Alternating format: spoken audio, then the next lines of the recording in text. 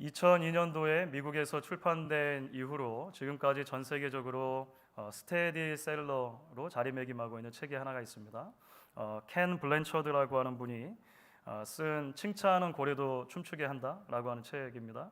한 번쯤은 여러분 들어보셨을 줄로 그렇게 생각을 합니다. 칭찬은 고래도 춤추게 한다. 이 켄 블랜처드라고 하는 분이 어느 날 플로리다 올랜도겠죠. 그 해상 수족관 그러니까 시월드에 방문했다가 범고래 쇼를 보게 되는 거예요. 3톤이 넘는 그 거대한 몸집의 범고래가 조련사의 지시에 따라서 쇼를 펼치는 것을 보면서 마음속에 질문 하나가 떠오르게 되는 것입니다. 어떻게 저런 고래를 조련시켜서 이런 쇼를 만들어내는가라고 하는 그냥 누구나 가질 수 있는 그런 질문일 것입니다. 이후에 이제 이 블랜처드라고 하는 분이 이 조련사들이 고래를 훈련하는 특별한 조련법에 그 비밀이 있다는 것을 알게 됩니다. 조련사들은 그것을 고래 반응이라고 보통 부르는데 우리가 잘했다라고 할 때 well done 이렇게 말할 수 있잖아요. 그걸 이제 조련사들이 well done response라고 이렇게 불렀어요. 그래서 이 책의 이제 영어 제목도 well done입니다. well done 이렇게 원래 제목이 되어 있습니다. 이게 무슨 말이냐면 훈련을 하다가 고래가 잘한 부분이 있으면 즉각적으로 칭찬을 막 해주는 거예요. 대신에 잘못하거나 좀 실수한 부분, 제대로 지시를 따르지 못하는 게 있으면 질책하는 대신에 관심을 다른 방향으로 죄송합니다. 관심을 다른 방향으로 유도하면서 또 계속적으로 칭찬을 이렇게 해주는 것입니다. 그래서 이 책이 고래에 대한 책은 아니고요. 블랜처드가 칭찬의 중요성에 대해서 이야기하는 것입니다. 그래서 우리 인간관계에 있어서 이 칭찬이라고 하는 것이 얼마만큼 긍정적인 효과를 만들어낼 수 있는가 이런 거에 집중하면서 이제 책을 쓴 것이죠. 물론 이제 2002년도에 책이 나온 이후에 지난 한 20년 동안 미국을 비롯해서 전 세계적으로 환경단체나 동물보호단체에서 이런 종류의 쇼, 그러니까 범고래 쇼라든지 동물들을 사용하는 그런 이제 서커스에 대해서 비윤리적이다는 지적을 굉장히 많이 해왔습니다. 그래서 지금은 더 이상 적어도 미국에서는 이제 그런 쇼를 볼 수 없게 된 것이 많습니다. 다 중단을 했습니다. 풀어주기도 하고. 제 개인적으로는 바람직한 일이라 그렇게 생각은 합니다. 그런데 그럼에도 불구하고 이제 교육학 분야에서는 여전히 많은 이들이 말을 하는 것이죠. 그러니까 적어도 인간관계에 있어서 이 책이 가지고 있는 가치가 여전히 있다는 것입니다. 그러니까 시대가 아무리 변해도 우리 가정이라든지 혹은 교육 현장 등에서 건전하고 건강한 칭찬을 통해서 우리가 계속 긍정적인 변화를 이루어갈 수 있다라고 하는 이런 부분에 대해서는 지속적으로 이야기를 하는 것 같습니다. 우리가 계속해서 이제 요한계시록에 나오는 7교회를 향해 주셨던 주님의 말씀을 함께 묵상하고 있습니다. 그리고 오늘은 우리가 이제 벌써 마지막에 이제 가까워지죠. 6번째가 되는 빌라델비아 교회에 이르게 되었습니다. 그런데 우리가 먼저 여기서 주목해 볼 대목이 있습니다. 그것은 예수님께 칭찬과 책망을 함께 들었거나 혹은 책망만 들었던 다른 교회들과 비교해 볼 때 이 빌라델비아 교회는 주님께 칭찬만을 들은 교회로 기억된다는 거예요. 특별히 이제 지난주에 우리가 살펴본 사대 교회와 굉장히 대조가 되죠. 사대 교회는 주님의 책망만을 받은 교회로 우리가 보통 기억하기 때문에 그렇습니다. 무엇보다 이 부분에서 먼저 제 가슴이 뜨거워지는 것 같아요. 왜냐하면 사실 우리가 지금 읽는 내용은 우리가 지금 대하는 대목은 다름 아닌 주님의 칭찬과 관련된 부분이기 때문에 그렇습니다. 소위 말해서 고래도 춤추게 하는 것이 칭찬이라면 우리가 만일 그 칭찬을 하나님께 듣게 된다면 어떨까라고 하는 그런 생각이 드는 것이죠.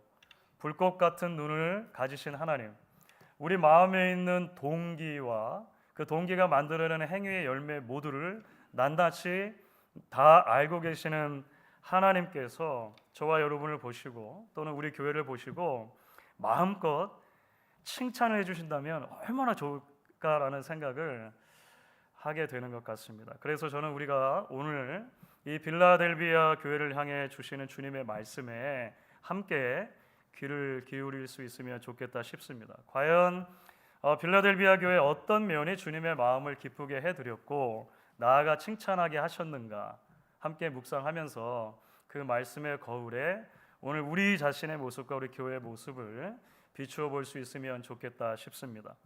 사실 빌라델비아 교회라고 번역이 됐는데요, 우리가 살고 있는 도시 이름과 같은 도시 이름입니다. 필라델피아입니다. 필라델피아. 사실은 이제 이 필라델피아라고 하는 도시는 지난주 살펴본 사대라고 하는 도시에서 동남쪽으로 한 30마일 정도 떨어진 곳에 있습니다. 이 지도를 또 한번 보여드리면 지금의 투르키의 지역에 7교회가 있었고, 주님 말씀이 사실 이렇게 시계 방향으로 돌아가면서 말씀을 하시는 거예요. 우리가 이제 저쪽 빌라델비아에 이르게 되었습니다. 다른 도시들과 비교했을 때 비교적 이 빌라델비아라고 하는 교시는 당시에는 도시가 세워진 지 얼마 되지 않은 교회였다라고 그렇게 알려져 있습니다. 그러니까 지난주에 살펴본 사대교회만 해도 한 700여 년의 역사를 가졌는데 빌라델비아는 뭐 100년이 조금 넘는 정도였던 것 같아요. 그러니까 비교적 신생 도시였다라고 하는 것이죠. 특히 이 빌라델비아가 유명한 것은 뭐 저희가 살고 있는 필라델피아 유명한 것 하면 몇 개 떠오르시잖아요. 치즈 스테이크, 자유의 종 뭐 이런 건데 당시의 빌라델비아는 지진으로 유명했습니다. 화산 근처에 있었기 때문에 지진으로 유명했고 그 중에서도 AD 17년에 굉장히 큰 대지진이 있었다라고 역사가 기록을 합니다. 아예 지금도 남아있는 기록이에요. AD 17년에 아주 큰 지진이 있어서 그때 도시가 상당 부분 망가지고 많은 사람들이 죽거나 다쳤습니다. 사람들이 그 이후로는 외곽으로 좀 벗어나 살면서 도시를 계속 재건했죠. 동시에 아이러니하게도 이제 화산지대이기 때문에 토양이 비옥했다라고 해요. 그래서 이제 포도농사 같은 것은 굉장히 잘 됐고 이런 특징을 가지고 있는 도시였습니다. 그런 도시에 교회가 세워진 것이죠. 그리고 오늘 말씀을 보시면 주님께서 그 빌라델비아에 세워진 교회를 향해서 칭찬을 해주시는데요. 그 칭찬의 말씀이 이제 8절에 일단은 집약적으로 드러나 있습니다. 우리 8절 말씀을 같이 한번 읽어보도록 하겠습니다. 볼지어다 내가 내 앞에 열린 문을 두었으되 능히 닫을 사람이 없으리라. 내가 내 행위를 아노니 내가 적은 능력을 가지고도 내 말을 지키며 내 이름을 배반치 아니하였도다. 이렇게 되어 있습니다. 빌라델비아 교회를 향하신 주님의 칭찬, 그 칭찬의 핵심이 무엇입니까? 그들이 적은 능력, 작은 능력을 가지고도 주의 말씀을 지키고 주님을 배반하지 않았다. 이렇게 이야기를 합니다. 우리가 하나씩 살펴볼 수 있으면 좋겠습니다. 먼저 빌라델비아 교회는 적은 능력, 작은 능력을 가진 교회다. 예수님이 이렇게 말씀을 하세요. 이것은 여러 학자들이 말하는 것처럼 숫자가 작고 경제적으로 어려웠다는 것을 뜻하는 것으로 보여집니다. 이것을 함께 포함하는 개념인 것 같아요.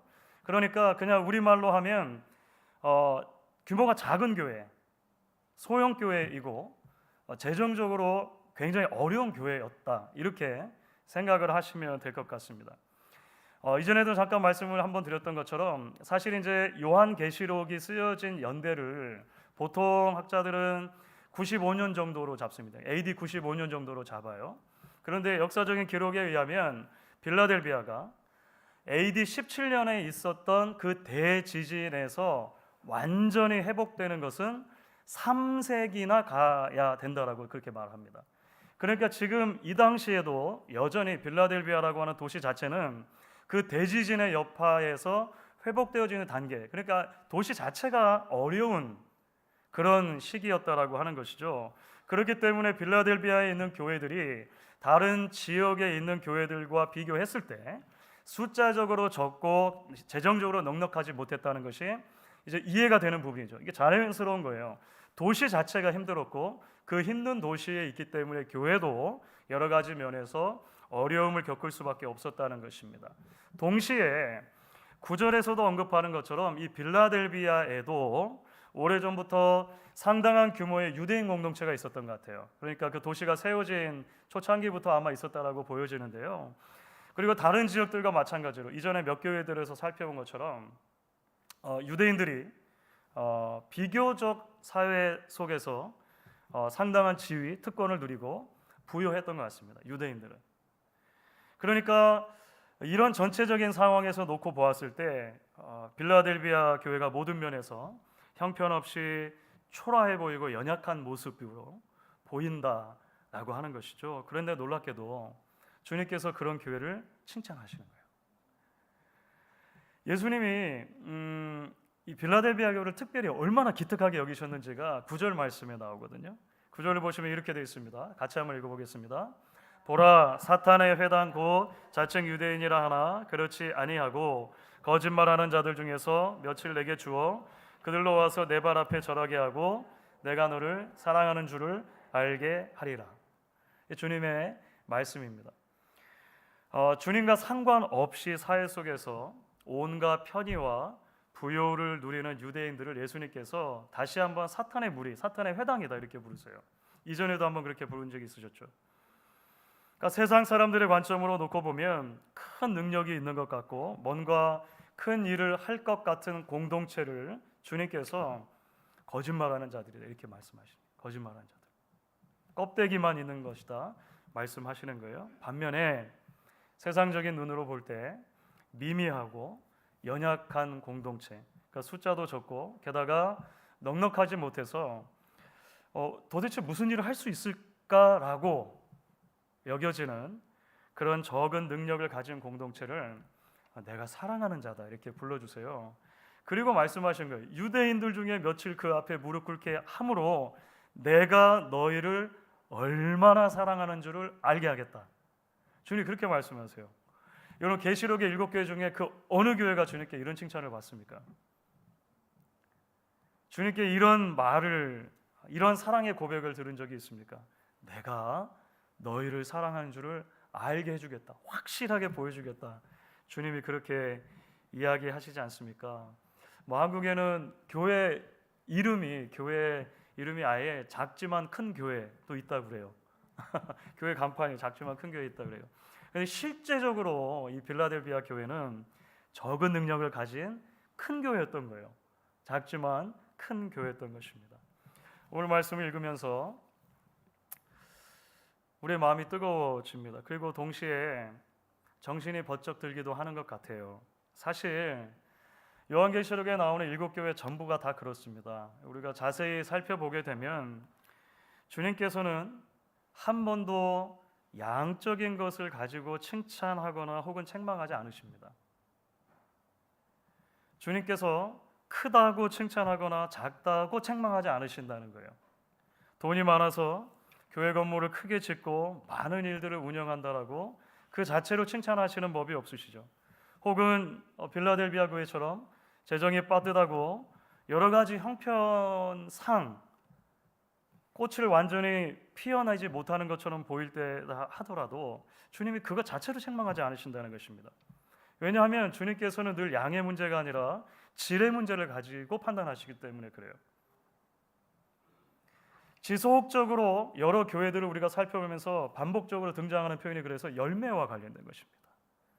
어떤 열매를 질적으로 맺어내고 있느냐라고 하는 것이죠. 지금도 마찬가지다고 생각합니다. 어제나 오늘이나 영원토록 동일하신 하나님께서 1세기 교회를 칭찬하시거나 책망하신 것과 같은 기준을 가지고 오늘날 21세기 교회를 칭찬하거나 책망하지 않으시겠습니까? 그래서 저는 오늘 이 말씀이 우리에게 한없는 소망이 되기도 하고 또 한편으로는 날카로운 비수와 같은 말씀이다 생각을 합니다. 일전에 좀 시간이 흐르긴 했습니다만 아주 잘 아는 목사님이 뉴저지 쪽인데 교회 건물을 새롭게 건축을 하셨어요. 그리고 나서 이제 입당 예배를 드리게 되었습니다. 그래서 평소에 이제 친하게 지내는 물론 운동을 같이 하는 거였습니다. 그 친하게 지내는 목사님들, 친분 있는 목사님들이 축가를 한다고 이제 그 교회 입당 예배에 같이 참여를 했습니다. 전반적으로 참 은혜로운 시간이었어요. 제가 그 목사님 너무 사랑하고 존경하는 친구이고 형님 목사님이신데, 근데 이제 뭐 이 교회가 진행하는 순서니까 여러 순서가 있었을 것 아닙니까? 그 중에서 교단의 한 선배 목사님 오셔가지고 축사를 하시는 그런 시간이 있었어요. 그런데 그 목사님께서 그런 이야기를 하시는 거예요. 누구누구 목사님, 그 담임 목사님께 이야기하는 거예요. 새로운 성전을 건축하시고 입당하게 된 것을 축하드립니다.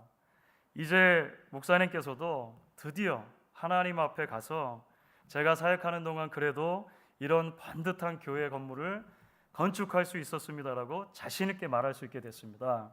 하나님께서 크게 칭찬하실 줄로 믿습니다. 이렇게 이야기를 하시더라고요. 좋은 의도로 말씀하셨을 거예요. 그렇죠? 좋은 의도로 말씀하셨을 거예요.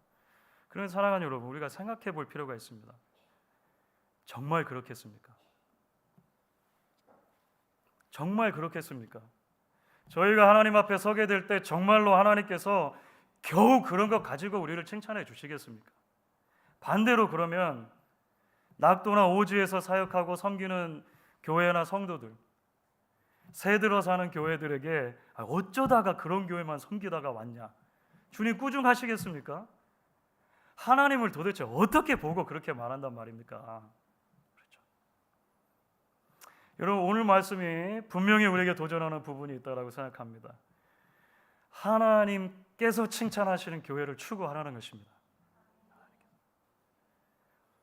대형 교회를 추구할 것도 아니고 소형 교회를 추구할 것도 아니죠. 추구의 대상이 아닌 거예요. 그것은 현상이거나 결과일 수 있어도 그것 자체로 우리의 목적이 될 수는 없는 것이지 않습니까?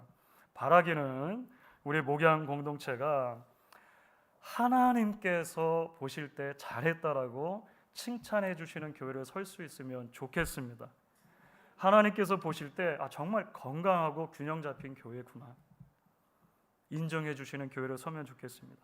저와 여러분이 하나님 앞에 서게 될 때 진정으로 우리 주님께서 잘하였도다 착하고 충성된 종아라고 칭찬해 주시는 목사와 교회로 설 수 있기를 주의 이름으로 부탁드리겠습니다. 그렇다면 여러분, 이제 우리는 나아가서 자연스럽게 이런 질문을 던지지 않을 수 없죠. 좀 더 구체적으로 이 빌라델비아 교회가 주님의 마음에 합당했던 이유가 있을 것 아닙니까? 그 칭찬을 들었던 보다 직접적인 이유 말이죠. 그것이 무엇인가라고 한 질문이 떠오르게 돼요. 빌라델비아 교회는 뒤집어 놓고 보면 단지 숫자가 작기 때문에 칭찬받은 것도 아니에요. 그렇죠. 작으니까 무조건 칭찬해 주신 건 아닐 것 아니겠습니까? 말씀드렸던 것처럼 주님께서 빌라델비아 교회를 칭찬하신 이유는 적은 능력 가운데도 끝까지 주님의 말씀을 붙드는 공동체였기 때문에 칭찬을 받은 것입니다. 8절 후반부에 보시면 이렇게 되어 있죠. 내가 작은 능력을 가지고도 내 말을 지키며 내 이름을 배반하지 아니하였도다. 10절도 비슷한 말씀을 하시는 거예요. 내가 나의 인내의 말씀을 지켰은즉 이렇게 이야기하십니다. 사랑하는 여러분, 그렇습니다. 사실 한 성도가 이 땅을 살며 믿음의 순례의 길을 가는 동안 싸우게 되지는 영적인 전쟁, 영적 전투의 본질은 말씀과 현실 사이의 괴리 문제입니다. 여러분 잘 생각해 보십시오. 대부분 우리의 영적인 싸움은 그런 거예요. 주어진 하나님의 말씀과 현실의 간격 앞에서 말씀을 붙들고 현실을 이길 것인가, 현실을 붙들고 말씀을 타협할 것인가, 이 둘 중 사이에 결정하는 것, 선택하는 것이 사실 우리의 영적인 전쟁의 전부라고 말해도 과언이 아닐 거예요. 여러분 사실 이것이 별 생각 없이 내 마음대로 믿을 때는 별 문제가 되지 않아요. 이미 살펴봤던 것처럼 7교회 가운데 몇몇 교회들을 들어왔던 이단들이 그렇게 가르쳤습니다. 니골라당 또는 이세벨 같은 잘못된 가르침을 주는 사람들이 둘 다 괜찮아 이렇게 가르쳤잖아요. 둘 다 할 수 있는 거야 라고 가르쳤습니다. 하지만 우리가 정말로 은혜를 받고 제대로 된 신앙생활을 해보려고 마음먹는 순간 반드시 부딪히게 되어 있습니다. 언젠가는 경험하게 되실 거예요. 말씀과 현실 사이에 괴리가 있다는 것입니다. 하나님과 재물을 겸하여 섬길 수 없느니라는 말씀과 물질 만능이라는 현실이 부딪힐 때가 반드시 옵니다. 내 이웃을 내 몸과 같이 사랑하라 라고 하는 말씀과 공부해서 남주냐 혹은 1등만 기억하는 세상이라고 하는 시대 정신이 부딪힌다라고 생각되는 지점이 여러분 오실 거예요. 주의 교양과 훈계로 자녀를 양육하라고 하는 말씀과 신앙보다는 일단 좋은 대학이 우선이다, 돈 많이 버는 것이 일단 최고이기 때문이다, 세상 가치와 부딪힐 거예요. 그런 시점이 온다는 것입니다. 결국 우리는 이런 말씀과 현실의 괴리 속에서 말씀을 붙들 것인가, 현실을 붙들 것인가라고 하는 신앙의 갈등을 겪게 된다는 것이죠. 여러분, 빌라델비아 교회 성도들이라고 오늘날 우리와 크게 달랐겠습니까? 그렇지 않을 거예요. 그때도 물론 2000년 전이지만 그때도 그 나름대로 말씀대로 살기보다 타협하고 사는 것이 편하다고 생각하게 만드는 수많은 가지 이유들이 있었을 거예요. 말씀드린 것처럼 도시 자체가 쇠퇴했지 않습니까? 여러 가지 큰 재난을 겪지 않았습니까? 지금 밥 벌어 먹고 사는 것도 굉장히 힘든 그런 시기를 살고 있었다라고 우리가 추측해 볼 수 있지 않겠습니까? 그런데 빌라델비아 교회 성도들은 현실과 말씀 앞에서 우선적으로 주의 말씀을 붙드는 공동체였다는 거예요. 이게 이야기처럼 쉬운 게 아니었을 거예요. 쉬운 게 아니었을 것입니다. 정말 힘들지만 별로 힘이 없는 연약한 공동체이고 작은 능력을 가진 교회였지만 주님의 말씀을 인내하며 끝까지 붙드는 헌신이 있는 교회였다라고 하는 것이죠. 바로 이 한 가지 때문에 빌라델비아 교회는 주님께 칭찬을 받는 교회가 됩니다. 사랑하는 여러분, 그렇습니다. 우리의 신앙이 성장한다라고 하는 것은 매일매일 말씀과 현실이 부딪히는 상황에 맞닥뜨리게 될 때 현실이 아닌 말씀을 붙드는 것이 익숙해지는 훈련을 한 것이다, 저는 그렇게 생각합니다. 신앙의 성숙은 얼마나 교회를 오래 다녔는가라고 하는 양의 문제가 아니라 매일의 삶에서 얼마나 하나님의 말씀에, 성령의 음성에 민감한가라고 하는 질의 문제이기 때문일 것입니다. 여러분, 사실 약속의 말씀은 눈에 보이지 않는 경우가 많아요. 현실은 눈에 보이는 경우가 많죠. 나사로가 병들어 있을 때 그 두 자매가 예수님을 찾아가지 않습니까? 나사로가 병들어서 죽어가는 것은 현실이에요. 눈에 보이는 현실입니다. 주님께서는 그런데 죽지 않을 것이다, 이 일을 통해서 하나님의 영광을 받을 것이라고 하는 말씀만 주세요. 말씀은 그냥 눈에 보이지 않는 약속일 뿐이에요. 실제로 얼마 지나지 않아서 나사로는 죽습니다. 시신이 썩어가는 게 현실이에요. 하지만 주님의 말씀은 아직도 옆에 있는 거예요. 무엇을 붙들 것인가라고 하는 것은 생각보다 쉬운 일이 아닌 것이죠. 그래서 여러분, 조금만 방심하면 우리는 언제나 현실의 문제에 더 민감하게 될 것입니다. 하지만 하나님께서 말씀에 민감한 영혼의 더듬이를 가진 사람을 기뻐하시죠. 칭찬하신다는 것입니다.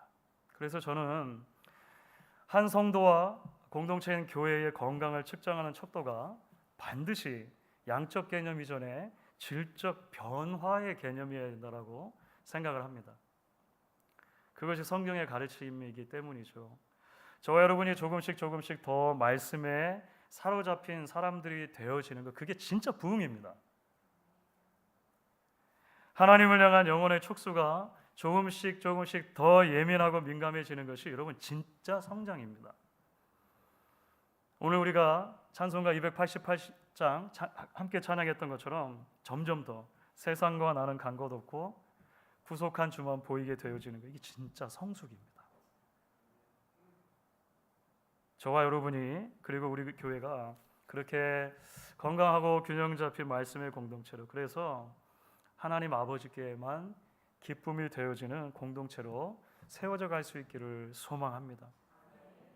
여러분, 이제 말씀을 정리하면서 필라델피아 교회 주신 주님의 약속의 말씀 하나를 함께 살펴보는 것이 유익이 될 것이다 생각해요. 그것이 10절 말씀입니다. 주님의 약속의 말씀이세요. 그럼 같이 한번 읽어보도록 하겠습니다. 내가 나의 인내의 말씀을 지켰은즉 내가 또한 너를 지켜 시험의 때를 면하게 하리니 이는 장차 온 세상에 임하여 땅에 관한 자들을 시험할 때라. 주님께서 일부러 지키다라고 하는 똑같은 단어를 2번 사용하십니다. 똑같은 단어를 2번 사용하세요.